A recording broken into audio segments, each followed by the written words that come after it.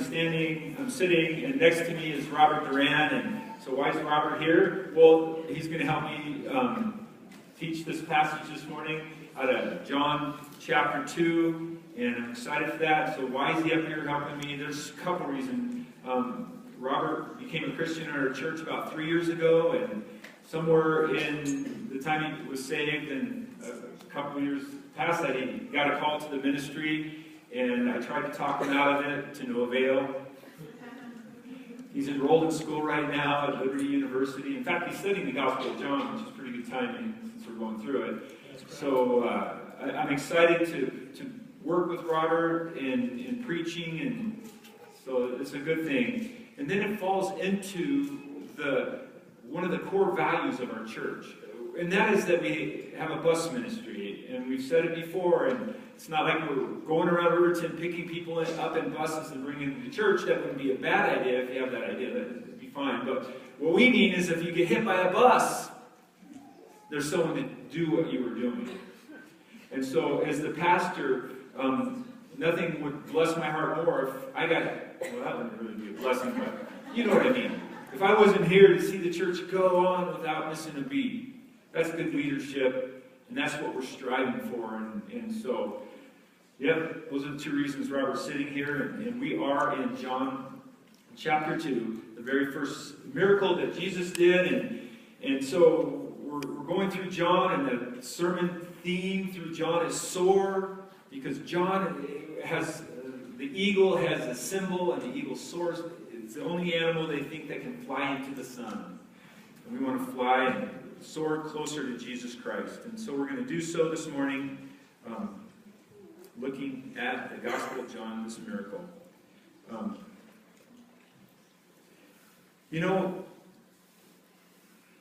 What a miracle. First miracle. Jesus shows up in this little obscure town in Cana of Galilee to perform a miracle at a wedding of two peasants. Very ordinary stuff. And, we live our lives for the most part in the ordinary. We desire to soar, and in our own strength, sometimes we do soar. But the daily grind of life seems somehow to take the soar out of life and actually add soar, S-O-R-E. But Jesus, when we add Jesus, everything changes. And so we come to this miracle of Jesus turning water into wine. And we see that as we've been learning through the Gospel of John, John speaks on two levels. He speaks very plainly, on a very plain level. This miracle took some friends of Jesus out of a bad situation. They were going to run out of joy at their wedding ceremony. Jesus brought joy. Yet on a deeper level, the account of Jesus turning water into wine speaks about a universal condition, as I've already indicated. Namely, that all of us have times in life when the wine runs out, when disappointment, discouragement, and longing set in. Life seems to run toward the ordinary, day in and day out grind, doesn't it? Sure does in my life. And in that grind, we struggle to remember or to find the deeper meaning of life. And to those of you here this morning who find yourself mired in the ordinary and unable to grasp hold of the deeper reasons for life, this account of Jesus turning water into wine is for you. It's about God coming into the ordinary and turning it into something quite extraordinary. So let's turn our attention to John chapter 2 and read this wonderful account of Jesus turning water into wine, turning the ordinary into the extraordinary. Robert. On the third day there was a wedding in Cana of Galilee, and the mother of Jesus was there, and both Jesus and his disciples were invited to the wedding. When the wine ran out, the mother of Jesus said to him, "They have no wine." And Jesus said to her, "Woman, what does this have to do with us? My hour has not yet come." His mother said to the servants, "Whatever he says you do it." Now there were 6 stone water pots set there for the Jewish custom of purification, containing 20 or 30 gallons each. Jesus said to them, "Fill the water pots with water." So they filled them up to the brim. And he said to them, "Draw some out now and take it to the head waiter." So they took it to him. When the head waiter tasted the water, which had become wine, and did not know where it came from, but the servants did, since they were the ones that had drawn it, the head waiter called the bridegroom and said to him, "Every man serves the good wine first, and when the people have drunk freely, then he serves the poorer wine. But you have kept the good wine until now." This beginning of his signs Jesus did in Cana of Galilee, and this manifested his glory, and his disciples believed in him. Thank you, Edward. This story is the story of an ordinary wedding. An ordinary wedding, you say? That sounds like an oxymoron. For our weddings are special to at least a few people, right? But this was not, in any sense, an extraordinary wedding.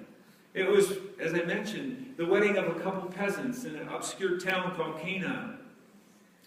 There wasn't any fantastic pomp or circumstance. The bride or groom didn't ride up to the wedding ceremony in a limousine. There were no celebrities present, no press coverage even, Just two simple Jewish peasants and their families and friends. Though an ordinary wedding, the Jews, they knew how to take an ordinary wedding and make it into something pretty special. They had it down. So their weddings aren't quite like ours. We have a ceremony.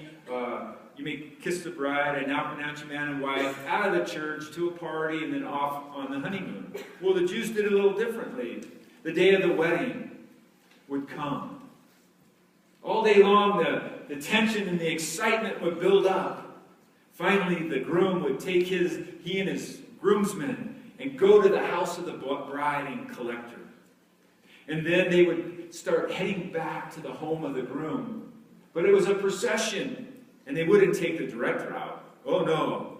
They went through all the streets, down this aisle, down that aisle.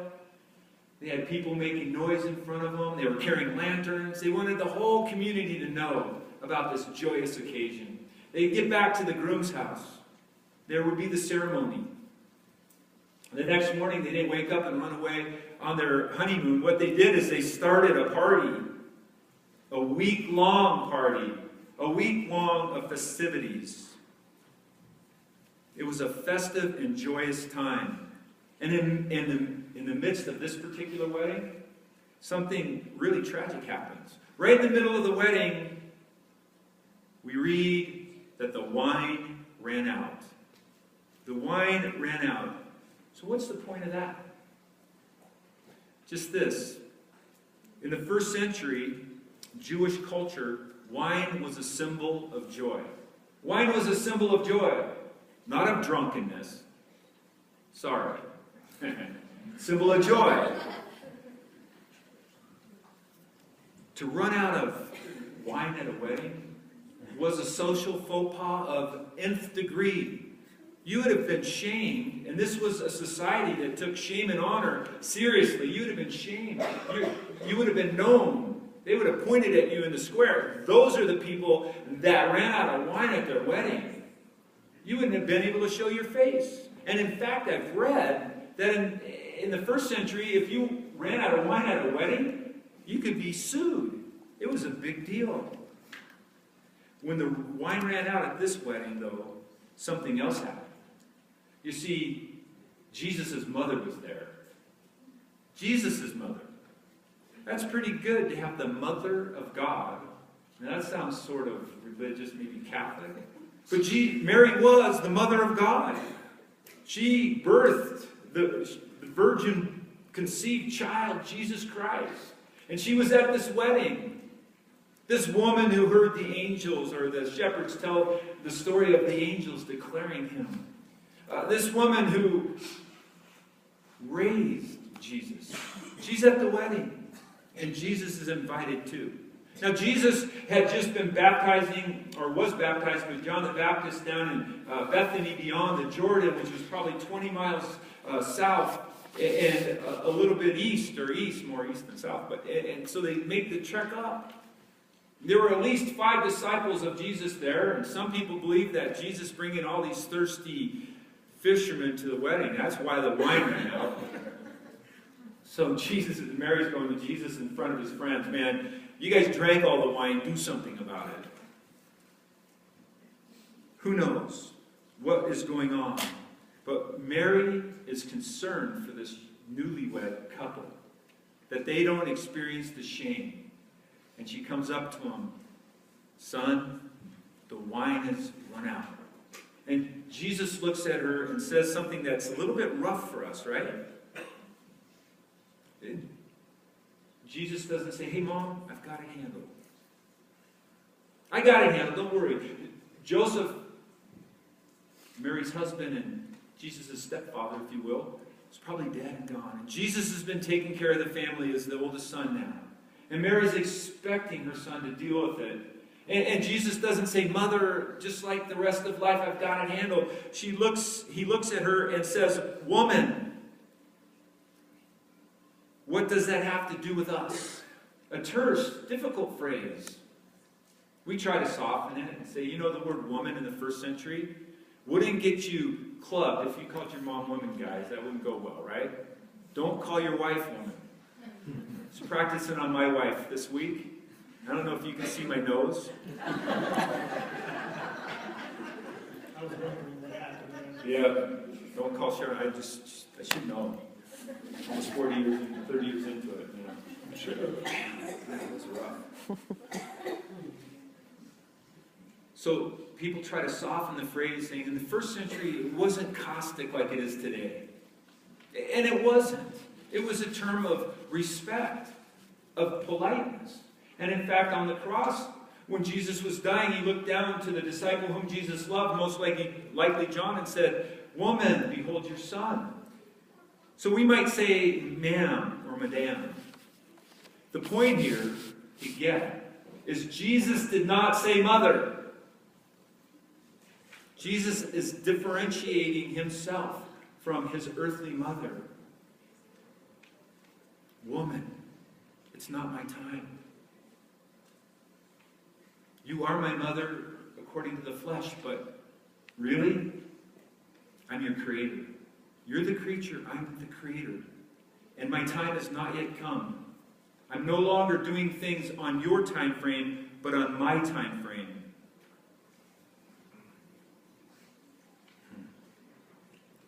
Mary, the mother of God, could not presume to tell her Creator what to do.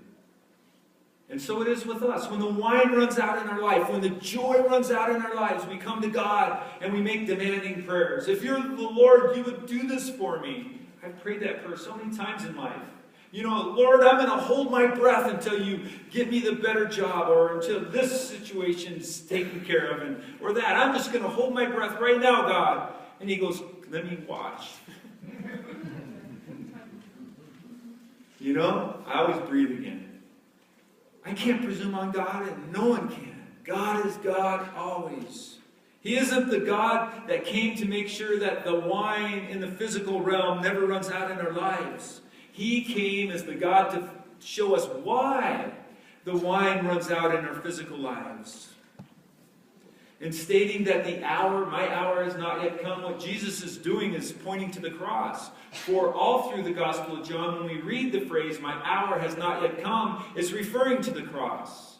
And if the wine has run out in your life, and you come to Jesus, he's going to point you to the cross.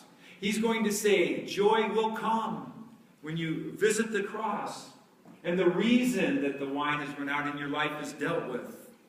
Well, in short, Mary approaches Jesus as his mother, and she's gently reproached. And then in verse 5, Mary responds as a believer and tells the servants, "Do whatever he tells you." What a great sermon that would be, right?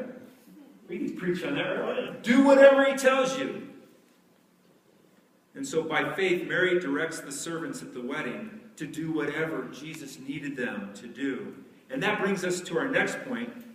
At a very ordinary wedding, Jesus uses ordinary water to make some extraordinary wine. Tell me a little bit